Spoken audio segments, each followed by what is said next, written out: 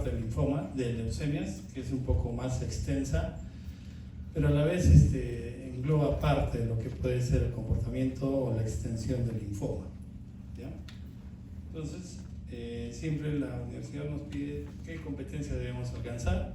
Entonces se tratan ustedes entre conceptos, entre evaluar e identificar los signos y síntomas de sospecha de cáncer y entre establecer el diagnóstico y las recomendaciones del tratamiento y manejo, ¿no? La bibliografía utilizada, ustedes están viendo ahí, es un Nelson, tanto la versión extensa como la de pediatría esencial, Mendeguero, y este es un texto de oncología pediátrica. ¿Ya? Entonces, ¿qué son las leucemias agudas? ¿No? Primero, es una enfermedad que se inicia en la médula ósea. Es una enfermedad donde la serie afectada principalmente son los glóbulos blancos, ¿ya?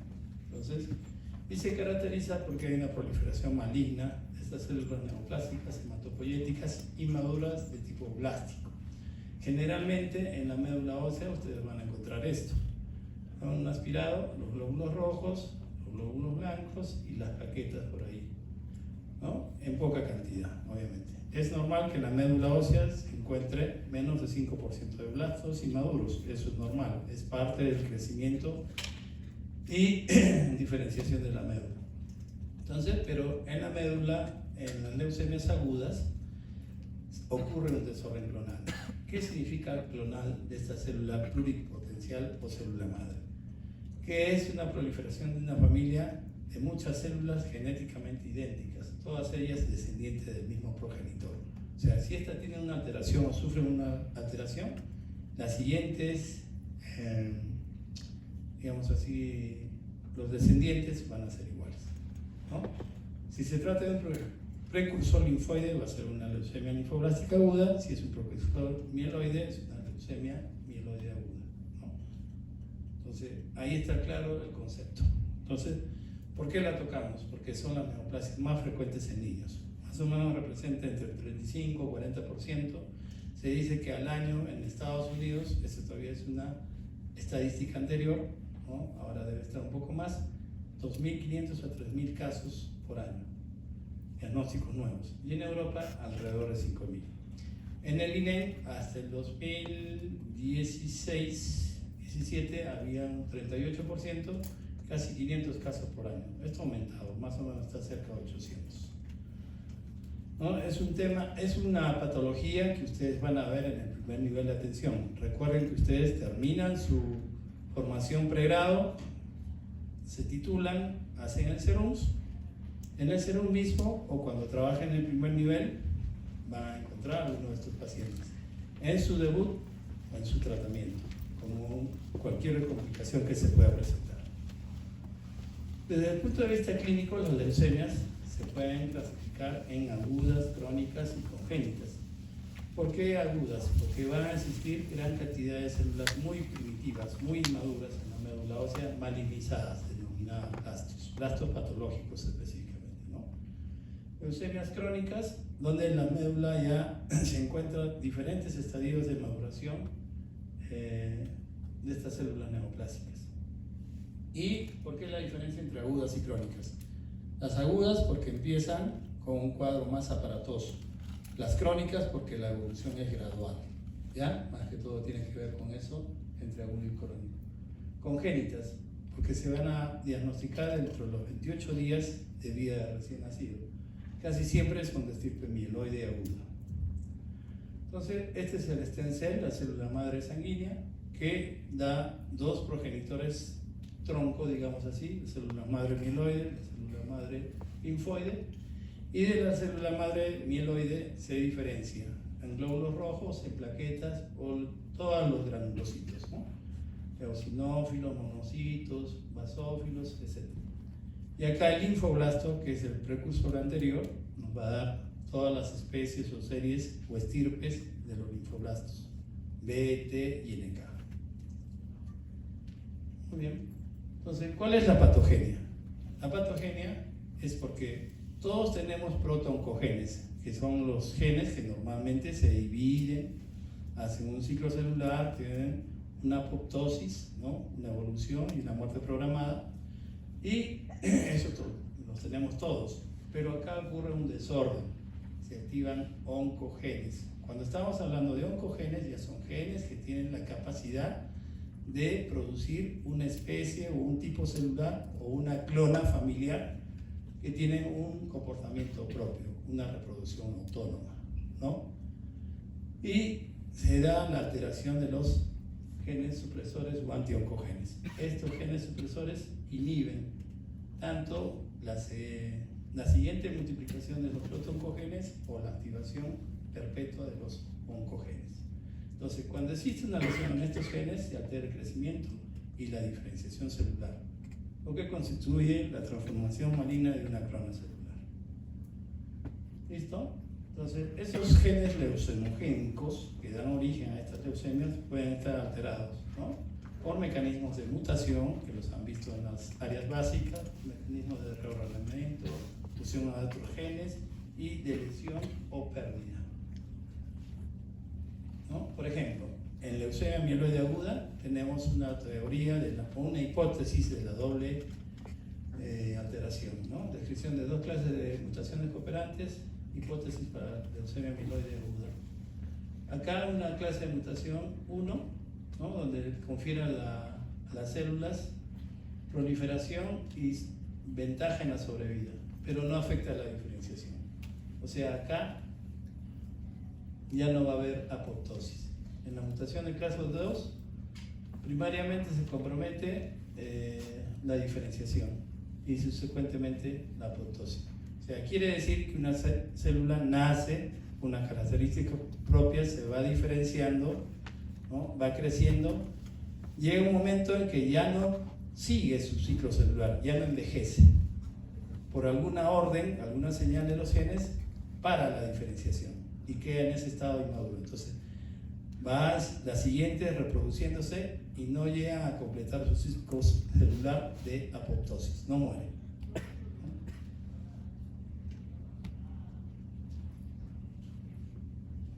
Entonces, en resumen, activación de oncogenes, situación de oncogenes. Esas son las alteraciones. Aumento de la proliferación, detección de la diferenciación normal celular e inhibición de la apoptosis. Todos estos son defectos genéticos adquiridos. No es que el niño nace con eso. Puede tener una alteración, pero para que ocurra la manifestación clínica tiene que haber un evento adicional. Ese evento adicional puede ser una infección por un virus o por otro gen. Entonces, está determinada la leucemia por la naturaleza del oncogen y antioncogen, nivel en el cual se da la alteración genética que afecta la diferenciación del cáncer hematopoyético, ¿no? El mismo cuadro que lo hemos visto. Acá están los factores que predisponen a LA. Estamos hablando, ustedes están viendo, factores relacionados, predisponen, pero no estamos encontrando una etiología. Una etiología definida para leucemias en niños, en adultos tampoco, no está establecida, no está identificada. Entonces, ustedes van a ver acá un montón de síndromes genéticos, ¿no? Down, Bloom, ataxia telangiectasia, Diamond-Blancfranc, Turner, Klinefelter, todos estos son muy familiares para ustedes. Inmunodeficiencia, Li-Fraumeni, ¿no? Que son más raros. Pero todos estos tienen la característica de que predisponen. Por ejemplo, en los pacientes con síndrome de Down tienen alrededor de 15 veces a 20 veces mayor riesgo de presentar leucemia que la población normal, ¿no? Leucemia linfoide, más que mieloide. Y los factores ambientales, acá ustedes los están viendo, puede ser la radiación ionizante, la radiación de las bombas atómicas de Hiroshima, Nagasaki, Chernobyl, todo eso. Ocurrió que a partir de los 10 años en adelante empezaron a presentar más casos de leucemia. La radiación ionizante es las que se usan en los estudios de imágenes, ¿no? Tomografías, pero esa radiación es controlada, es mínima, es baja, y la exposición que se tiene con los pacientes en realidad es poco frecuente, ¿no? Ni los pacientes que requieren un monitoreo continuo, o sea, tienen tanta exposición porque todo está ahí muy regulado y controlado con dosimetría. También se usa radiación ionizante en los tratamientos oncológicos, ¿sí? En los aceleradores lineales, en la radioterapia se usa, ¿no? Entonces, distintas fuentes. Entonces también, pero como le digo, la tecnología ha avanzado tanto que esa capacidad de radiación es menor. Los mismos medicamentos que se usan en el tratamiento de cáncer, alquilantes, nitrosurias, tipo filotoxinas, los derivados del benceno, que son compuestos orgánicos, ¿no? También están como factores predisponentes. No se ha demostrado una relación causa-efecto, pero sí se ha demostrado que están asociados en la presentación. Los virus, HTLV1, virus Epstein-Barr o citomegalovirus también, ¿no? Entonces, morfológicamente, en el aspirado de médula ósea se puede distinguir principalmente, no son las únicas, leucemia linfática aguda, leucemia mieloide aguda. Algunas características, bueno, esta es la macropoiesis que se da en la médula ósea, con las células maduras que vemos en la sangre periférica, ¿no? A partir de las precursoras. Y esta es la clasificación francoamericana británica, DLLA. Entonces, donde más frecuente es el tipo L1. Es el de mejor pronóstico, un 85%. El menos frecuente es el L3, el mal pronóstico generalmente es menor al 1%. Cada una tiene sus características morfológicas, acá son células más pequeñas, acá células más grandes, prácticamente acá no tienen citoplasma, el núcleo es grande, y acá en el L3 tienen vacuolas, ¿no? En el citoplasma. Y esa es la clasificación para leucemia mieloide aguda, ¿no? Desde la M1 hasta la M7, la cual es rarísima, pero las más frecuentes son la 1, la 2, la 4 y la 6. Cada una tiene su identificación porque puede tener determinación pronóstica, ¿no? Acá lo que la flecha le señala son los bastones de Auber, que son característicos de lo que es la leucemia mieloide aguda L2. Entonces, epidemiología. En epidemiología, el 75% de las leucemias son leucemias linfáticas agudas, ¿no? En niños menores de 15 años. La incidencia máxima está entre los 2 a 5 años y es ligeramente más frecuente en varones que en niñas. Afecta a niños con mayor frecuencia que tienen trastornos cromosómicos de base, ya lo explicamos. El riesgo de presentar leucemia se incrementa en los gemelos, aproximadamente 6 veces más en relación a la población general. Entonces, la LMA solo va a representar un 15 a 20% de las leucemias agudas en niños y adolescentes. Va a tener una distribución tanto en niños y niñas, blancos y negros. Pero esta relación, miren ustedes cómo cambia con el transcurrir del tiempo. Cuando son lactantes, prácticamente son iguales. Cuando está entre los 1 y 10 años, más se presenta leucemia linfoide aguda. Cuando ya está en la etapa de adolescencia definida, 15 a 19, ya el número se acerca. Cuando son adultos, es más frecuente la leucemia mieloide aguda. ¿No? Entonces, esta clasificación inmunológica es muy importante, porque esto nos va a determinar estirpe y pronóstico. En el 80% de casos son del linaje B, ¿no? Es la más frecuente, es la B común. Linaje T, 15%. Se puede identificar bifenotípica, o sea que tengan marcadores de más de un linaje, es cierto, 5%. El inmunofenotipo no demuestra mucha utilidad, salvo para diferenciarla de la LLA y clasificar algunos marcadores como parte componente de otros tipos de leucemias. Pero en LMA el inmunofenotipo no es tan indispensable o importante, ¿no? Citogenética. Acá podemos tener alteraciones en dos formas, en la ploidía o en la estructura. Ploidía en el número de cromosomas, ¿no? Y se presenta en el 90% de las leucemias linfoides agudas, linfáticas agudas, tienen anormalidades cromosómicas. Tiene mejor pronóstico las que son hiperdiploides, mayor de 50 cromosomas, y peor pronóstico las hipodiploides. En cuanto a las alteraciones estructurales, ustedes van a encontrar que se dan en un 40%, son las más comunes de todas las alteraciones, y las más frecuentes son estas: 922, que es Filadelfia positivo, de mal pronóstico; 411 igual de mal pronóstico; 119, 814, y también se puede presentar en los casos de trisomías. En la NMA Se presenta generalmente las translocaciones 15-17 para la leucemia promielocítica M3, 8-21 para la M2, que son las más frecuentes. Características clínicas. Esto es lo que ustedes tienen que identificar, ¿no? Cuanto a las características clínicas, en leucemia linfática aguda, lo más frecuente: palidez, fiebre, síndrome hemorrágico, dolores extramusculares. En LMA, también palidez, fiebre, muy parecido, ¿no? Pero en los signos clínicos sí va a haber diferencia, ¿no? Acá está, sí. Entonces, acá precisamente la primera es igual, palidez. Las dos lo presentan de forma similar. Pero adenopatías no se presenta tanto, vean ustedes, menos de la mitad.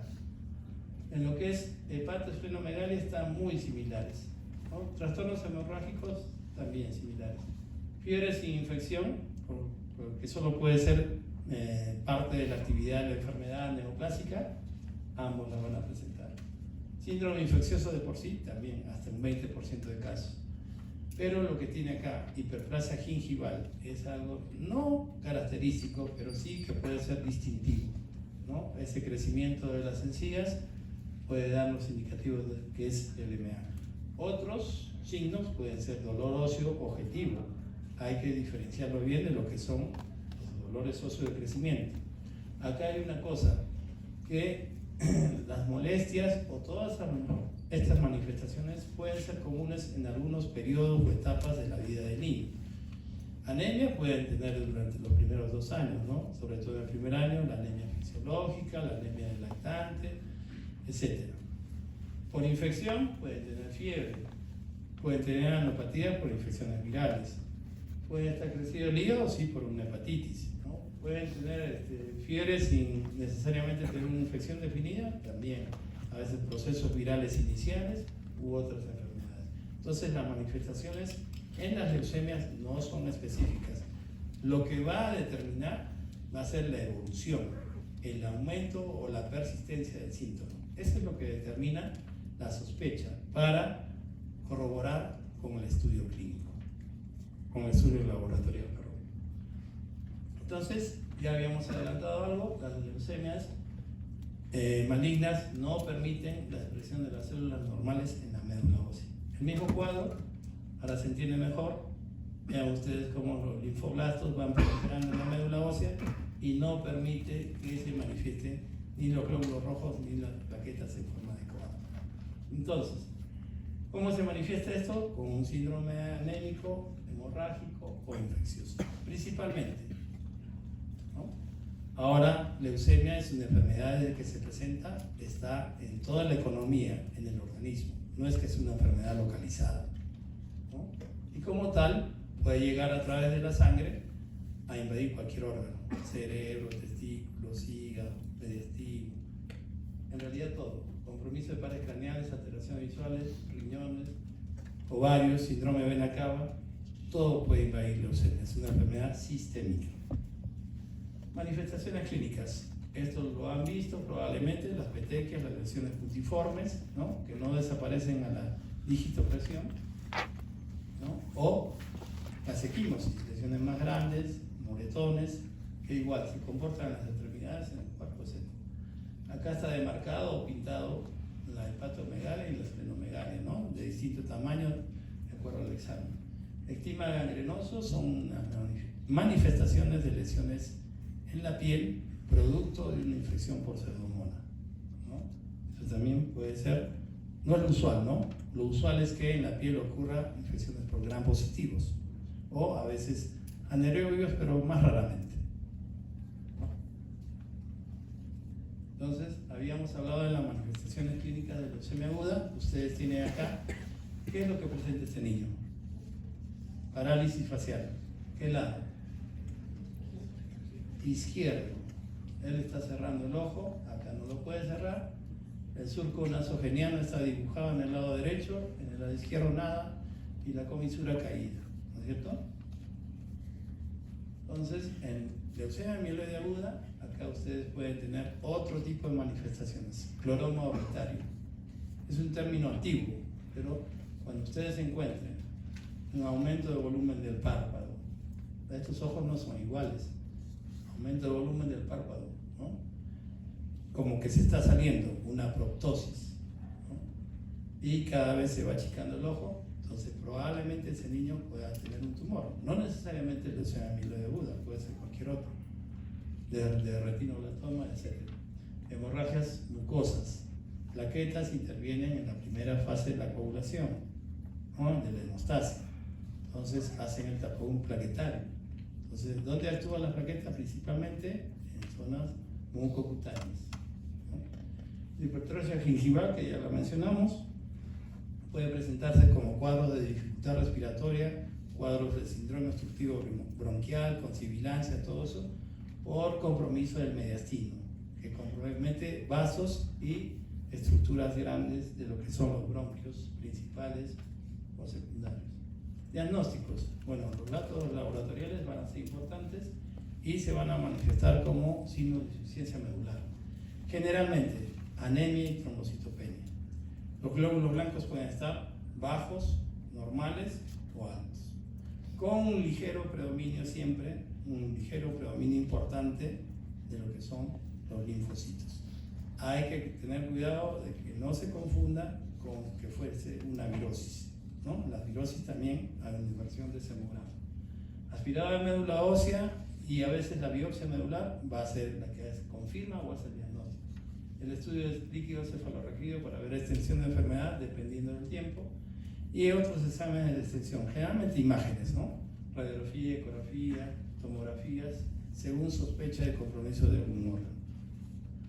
Entonces, ¿hay estrategias para hacer el estudio de las leucemias agudas? Sí, porque es importante definir qué estirpe y qué extensión tiene. Datos del laboratorio ya los hemos mencionado. Morfología con aspirado se comprueba prácticamente si hay células neoplásicas o no. Con el inmunofenotipo determinamos el estadio y la estirpe, la línea celular. Biología molecular con el gen identificado, ideal para saber el pronóstico. En la población sudamericana, tanto en el Perú como México y probablemente Guatemala, hay distintas alteraciones genéticas en relación a lo que se describe en los libros. Los libros generalmente tienen procedencia americana o europea. Ellos tienen otras alteraciones más frecuentes que en nosotros, en los pacientes con leucemias agudas. Citogenética es importante y esto, hibridación in situ, ¿no? Es una prueba especial también que se usa para el seguimiento de la leucemia. Entonces, no es suficiente con la aspirada de médula ósea establecer un diagnóstico como único. ¿Por qué? Porque puede haber hasta 20% de errores en donde no se determina cuál es la bifenotípica, bilineal, el estadio, etc. Entonces, problemas con la clasificación FAB, igual, no para definir que un paciente tiene leucemia está estandarizado que es 30% de blastos patológicos, ¿no? Blastos en general, ¿no? Algunos están bajando, algunas escuelas o tendencias están bajando ese nivel hasta 25 o 20%, pero hay casos específicos, ¿no? Excluyen leucemias bifenotípicas con la morfología, el simple estudio a microscopio no se puede determinar esto. No incluye leucemias multilíneas u otras poco frecuentes y excluye información esencial para el tratamiento y pronóstico. Entonces, los marcadores inmunológicos en la citometría de flujo por inmunofenotipo van a establecer estirpes o tipos celulares, subgrupos y definir poblaciones celulares. Es posible reconocer antígenos de membrana, ¿no? En el citoplasma en algunos casos específicos. Ustedes acá van a ver mejor, ¿no? La célula hematopoyética, acá ya tiene el progenitor linfoide, marcadores TS34 son los más inmaduros. En la línea B, células B, va desde temprano hasta maduro y cada uno tiene sus marcadores antigénicos o anticuerpos marcados, ¿no? Igual en la línea T, de las leucemias linfáticas agudas, desde el inmaduro hasta el maduro, con sus marcadores definidos. Eso nos da pronóstico, ¿no? Y esto es algo más resumido, donde acá ustedes ven la B común, 60% de casos, es la que tiene mejor respuesta, mejor pronóstico, pero dependiendo de otras características, dependiendo de la genética molecular que tenga y dependiendo de la respuesta al tratamiento. ¿Ya? Leucemia se cura, por si acaso, leucemia aguda en niños se cura, que es muy frecuente. No todos, obviamente, ¿no? Entonces, ¿hay un diagnóstico diferencial de leucemia aguda? Sí. Todas las neoplasias que infiltren médula ósea, neuroblastoma, radioblastoma, retinoblastoma, linfoma no Hodgkin, histiocytosis, anemia plástica, síndrome mielodisplásico son otros trastornos no definidos como neoplásicos, pero que sí pueden estar dentro del diagnóstico diferencial. PTI, a veces van pacientes nada más con sangrado nasal o de quimos y petequias, tienen anemia y empiezan el enfoque como si fuese una PTI. Y le dan corticoides, le dan inmunoglobulinas, no mejora. Entonces recién deciden hacer el estudio de médula ósea, el aspirado, y se comprueba que son leucemias. Anemias, ¿no? Neutropenias congénitas, otros trastornos congénitos o adquiridos de la médula ósea no neoplásicos, infecciones, mononucleosis, brucelosis, salmonelosis, citomegalovirus, fiebre reumática también. Si bien es cierto, a ver, está dentro del diagnóstico diferencial, ¿cuál es más frecuente en niños? ¿Artritis reumatoidea o leucemia aguda? Leucemia, así es. Muchas veces se va a la consulta a los padres, un niño que no puede caminar, que tiene aumento de volumen de articulación, puede ser cualquiera, grande o pequeña. Y bueno, como el criterio generalmente es clínico en el diagnóstico de artritis reumatoidea, les dan corticoides, les dan metrotexate, la molestia cede un tiempo, 2 o 3 meses, y después lleno de ganglios, con anemia, con equimosis, todo. Entonces, mucho cuidado, siempre establecer, ¿no?, el diagnóstico diferencial lo más frecuente. Entonces, el tratamiento depende del grupo de riesgo y está buscado erradicar la enfermedad de la médula ósea y restablecer la hematopoiesis. En la primera etapa, en la inducción a la remisión, generalmente requieren mucho soporte de plaquetas y de glóbulos rojos. Se inicia con 3 o 4 agentes, no tiene el caso que les mencione, y donde se consigue remisión de la enfermedad en un 98%. Esa es la idea de la primera etapa o el objetivo. Necesario siempre quimio intratecal. Hay lugares santuarios donde no llega la quimio endovenosa, ¿no? Son el cerebro, testículos, ¿no?, principalmente. Las fases de tratamiento. Y en cuanto al tratamiento del LMA, esta es una leucemia más agresiva que la leucemia linfoide aguda. Busca erradicar igual la leucemia de la médula ósea y restablecer la hematopoiesis. Se consigue remisión hasta el 80% de casos, pero hasta 10% puede fallecer por infección y hemorragia. En general, no solo para amiloide, para linfoide también. Las infecciones que presentan estos pacientes por las condiciones que tienen de la calidad de las células, sea que tengan gran cantidad de leucocitos, como hace más de 100.000, 800.000 leucocitos, aparentemente no hay neutropenia, pero igual esos leucocitos o esos linfocitos o glóbulos blancos no son funcionantes, no tienen una adecuada quimiotaxis y todas las funciones de fagocitosis. Trasplante de médula ósea es algo que puede salvar la vida, va a mejorar la sobrevida, no en todos los casos, porque inclusive después del trasplante puede haber recaída. Necesidad de tratamiento de soporte transicional y antibióticos es igual que la leucemia linfoide aguda. Y esto a veces es con lo que llegan a los servicios de emergencia de los pacientes, las complicaciones, ¿no?, y el manejo de soporte que se hace necesario en las leucemias agudas. El tratamiento del lisis tumoral consiste en que, como hay gran cantidad de células anormales circulando de gran tamaño, tienen mucho contenido nuclear, ácido úrico, fosfatos, ¿no? Eso se libera y puede producir tanto en forma espontánea por instalar una simple dosis de corticoides, ¿no?, y obviamente por la quimio puede producir insuficiencia renal por taponamiento renal. Si ese paciente no está bien hidratado, va a fallecer de insuficiencia renal antes que tenga la oportunidad de recibir un tratamiento.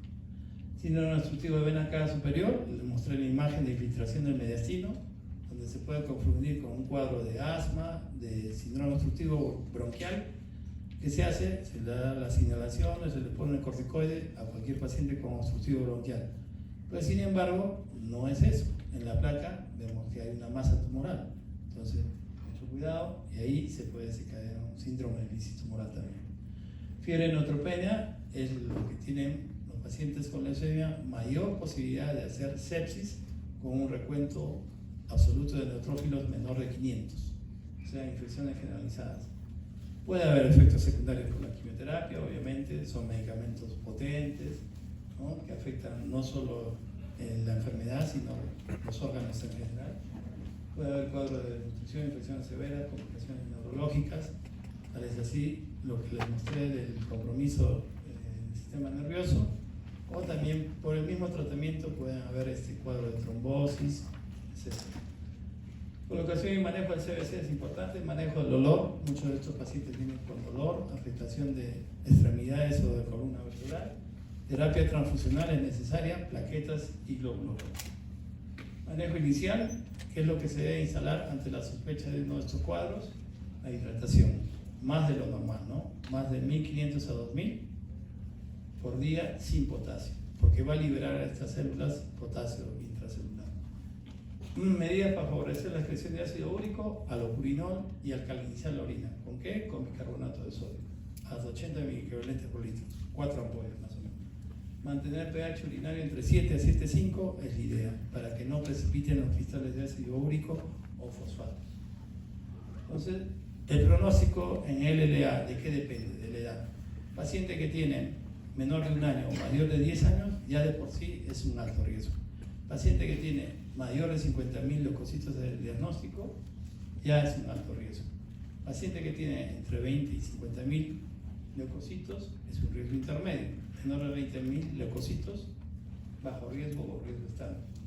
La velocidad de respuesta al tratamiento es muy importante. Si está al día 28, o sea, el primer mes, alcanza la remisión completa, es algo favorable. Si no, se desclasifica, ¿no? Se vuelve a seguir con la quimio, pero ya teniendo la advertencia o la alarma de que este paciente no está yendo bien con la quimio. Las características citogenéticas ya las he explicado, cuáles tienen buen pronóstico y peor pronóstico. El porcentaje de curación con un tratamiento adecuado acá en el país ahora es 70%, a los riesgos estándar. ¿Podría ser un poco más? Sí. Todavía hay muchas deficiencias en lo que es el soporte, trasplante, etc. Pero faltan medicamentos también por implementar, ¿no? Pero en los altos riesgos, ahí todavía estamos un poco llegando casi al 50%, no se llega al 50%. Y ellos son los que se podrían beneficiar más de trasplante y de nuevos medicamentos de los altos riesgos. Pero este porcentaje que se cura, estamos hablando de curación, ¿no?, van a hacer su vida normal. Tenemos una paciente de 21 años que ya tiene su niña de 3 o 4 años y está muy bien, ¿no? Entonces, y eso no solo ocurre acá, sino en cualquier parte, ¿no? Entonces, miren cómo ha ido evolucionando digamos, los avances, la tecnología, el tratamiento, y siendo mucho con los mismos medicamentos en gran parte, no completamente, pero sí en gran parte. Pero ¿qué es lo que ha mejorado? El soporte vital.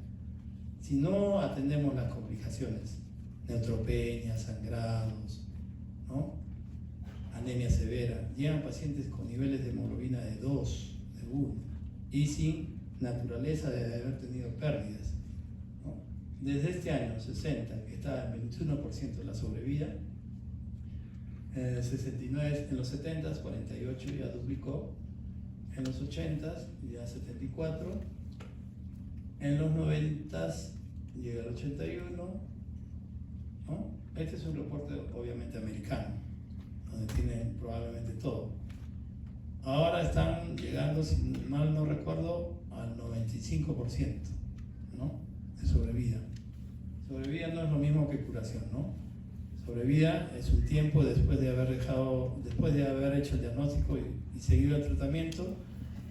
Por lo menos acá está hasta 35 años después, un número alto, ¿no?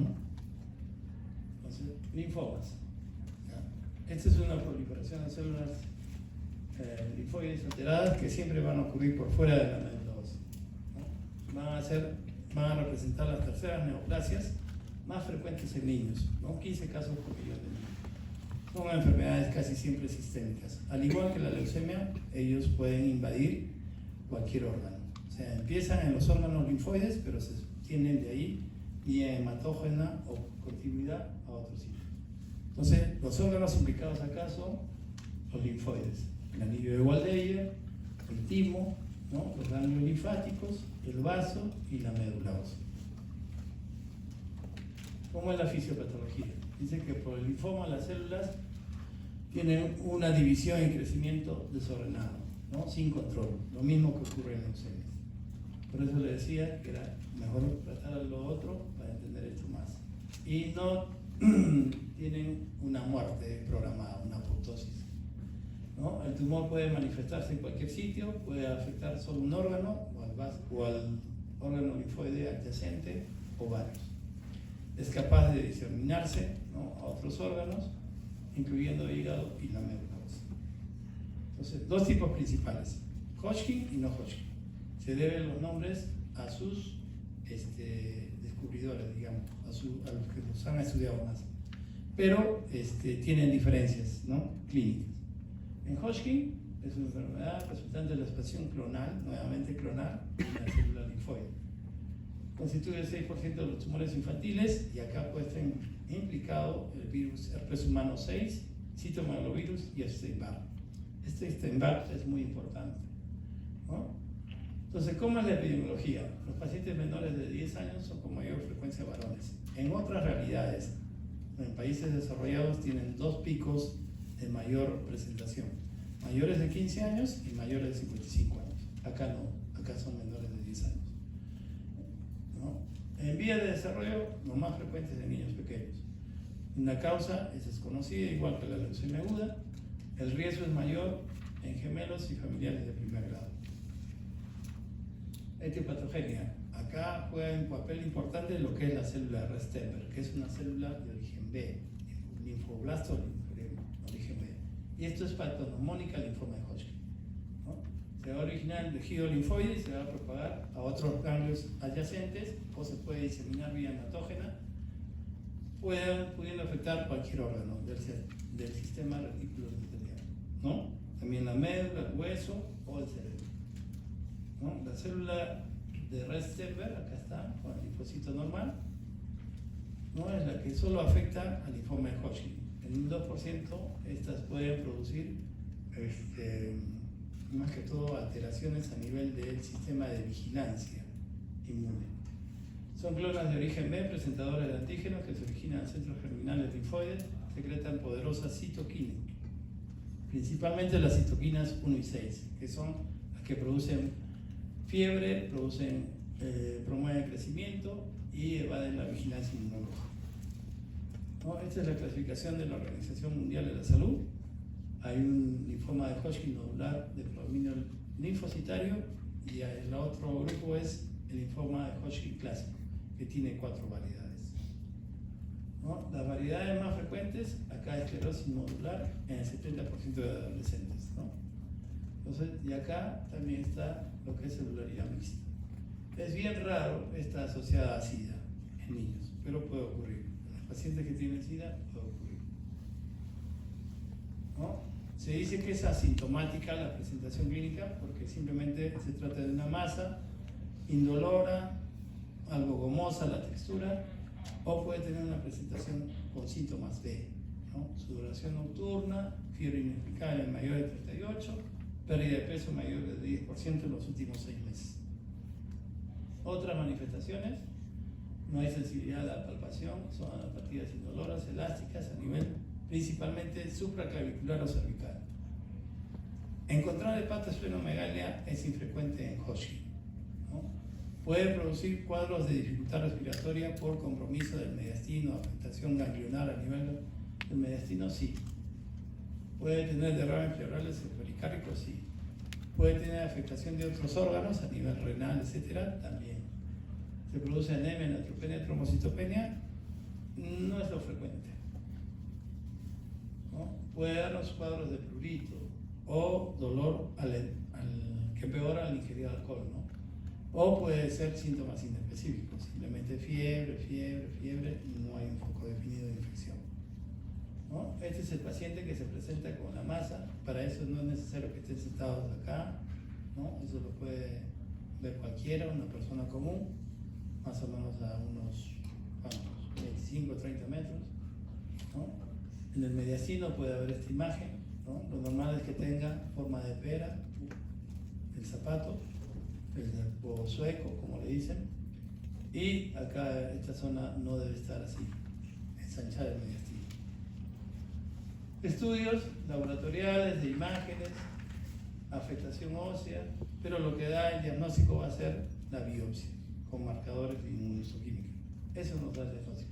Entonces, al igual que la leucemia, lo importante, la historia de la enfermedad, cómo empieza, si se hace persistente, frecuente, seguido, si no desaparece, si no es solo un dolor de mañana, noche o en la semana 2 veces, ya probablemente no sea, ¿no? Sea otra cosa. El examen físico es básico, los antecedentes, si ha estado recibiendo medicamentos, antiinflamatorios, antibióticos. La biopsia es importante para el diagnóstico, obviamente de forma definitiva, y extensión de la enfermedad, hasta dónde afecta, porque eso nos va a dar un poco el pronóstico y el tipo de tratamiento a instalar, ¿no? Esta es la estratificación en árbol. Estadio 1, solo un grupo afectado, tanto ganglionar o extraganglionar. Estadio 2, 2 o más grupos afectados en el mismo lado del diafragma, hacia arriba, ¿no? Localizado un sitio u órgano extralinfoide, ¿no?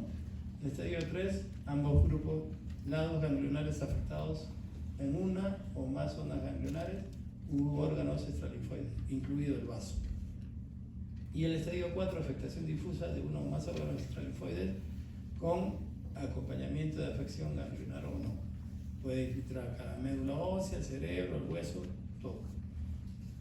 Diagnóstico diferencial, una hiperplasia linfoide reactiva con micobacteriosis, toxoplasmosis, el mismo linfoma no Hodgkin y con metástasis de otros tumores a otros niveles, ¿no? Factores pronósticos, la extensión de la enfermedad, y en el cuadro de estadificación estamos viendo cómo varía la variedad histológica, ya también lo hemos visto, y la respuesta al tratamiento. Esto es muy importante, ¿no? Para saber cómo va la evolución del tratamiento. Quimioterapia y radioterapia son la base. Quimioterapia son todos los medicamentos citostáticos que se usan, y radioterapia ya lo hemos explicado al inicio, con que pueden tener esas radiaciones que van a consolidar en algunos casos. No todos van a requerir radioterapia. Linfoma no Hodgkin, igual es el resultado de la expansión clonal de una célula linfoide, va a representar más frecuente, 60% de los linfomas.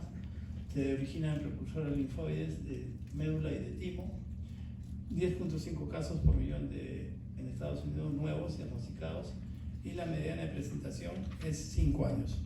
Antes de los 5 años es bien difícil que tengamos un linfoma no Hodgkin o un linfoma de Hodgkin. Los linfomas de Hodgkin tienen más bien alto grado de crecimiento, de malignidad, se diseminan fácil y rápidamente. Origen extranodal frecuente, afectan con rapidez la médula ósea del sistema nervioso central, ¿no? En cuanto a la antipatogenia, también es desconocida, ¿no? Pero las inmunodeficiencias congénitas o adquiridas pueden predisponer al desarrollo del linfoma de Hodgkin. La infección por virus del Epstein-Barr es de gran importancia en el linfoma de Burkitt. Acá ustedes están viendo los 4 grupos principales, ¿no? El más frecuente, Burkitt. En el que le sigue, el linfoblástico. Los otros 2 son menos frecuentes, pero el que tiene peor pronóstico es el anaplásico. Entonces, la genética que presentan estos pacientes con linfoma, y acá, manifestaciones clínicas. Esto sí es bastante importante. Linfoblástico, primeramente va a invadir o afectar en forma más frecuente el mediastino. La médula ósea, el sistema nervioso central, testículos, las lesiones a nivel cutáneo y subcutáneo también van a ser frecuentes. El linfoma de Burkitt principalmente va a afectar el abdomen, la zona iliocecal, ¿no? Cabeza y cuello hay una variedad específica que es la variedad epidémica, o endémica mejor dicho, endémica, que es en África. El sistema nervioso central y médula ósea también puede estar invadidos. En el de células grandes, principalmente a nivel abdominal, mediastínico y es raro en otras ubicaciones. Células anaplásicas, generalmente a nivel de piel, o puede tener enfermedad sistémica también. Entonces, 70% va a debutar con una enfermedad avanzada. Ustedes van a encontrar estos pacientes que no están en estadio 2, es muy raro, tendrían que detectarlos tempranamente. 3 o 4. ¿No? Crecimiento indoloro del tamaño de un ganglio, síndrome de mediastinidad superior, disnea, sensación de falta de aire con cuadros de obstrucción bronquial, masa abdominal que puede semejar un cuadro de obstrucción intestinal o una invaginación, ascitis, el paciente deteriorado con afectación abdominal, puede ser simplemente manifestación de una congestión nasal pero permanente que va aumentando y de repente aparece por ahí una lesión. Pérdida de audición, crecimiento de las amígdalas de un solo lado, no de las dos, dolor óseo localizado.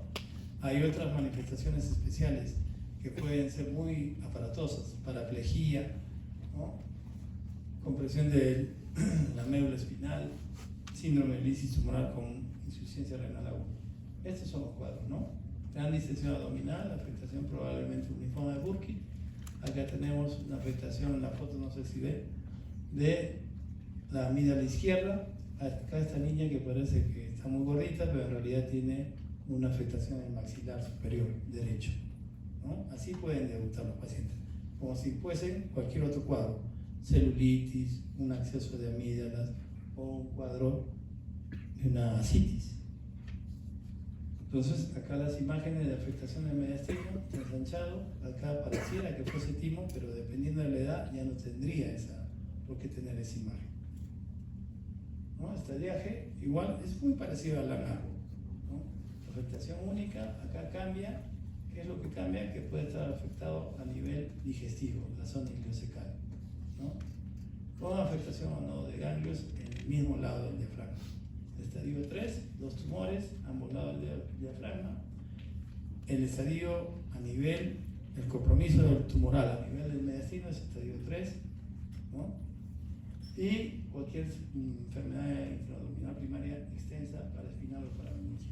Cuando afecta inclusive la médula ósea o el sistema nervioso central, más los otros, puede ser estadio 4. Entonces, estudios igual, laboratoriales, imágenes, pero lo que hace el diagnóstico, la biopsia del tumor con estudios de inmunohistoquímica. Eso nos va a servir para determinar qué tipo es, porque cada tipo de linfoma tiene un tratamiento o un esquema de tratamiento con quimioterapia distinto.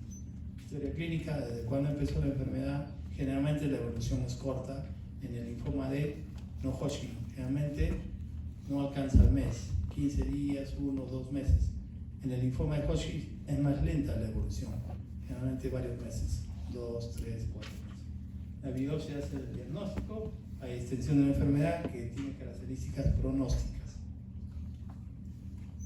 Diagnóstico diferencial con el linfoma de Hodgkin, los parásitos intestinales. Ascaris lumbricoides puede darnos un cuadro de obstrucción intestinal, vómica, etc. ¿Ya?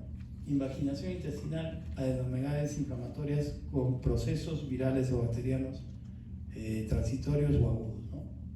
Tratamiento, quimioterapia, cirugía en casos localizados en el abdomen, radioterapia en ocasiones, no siempre, hidratación, alcalinización, halopurinol.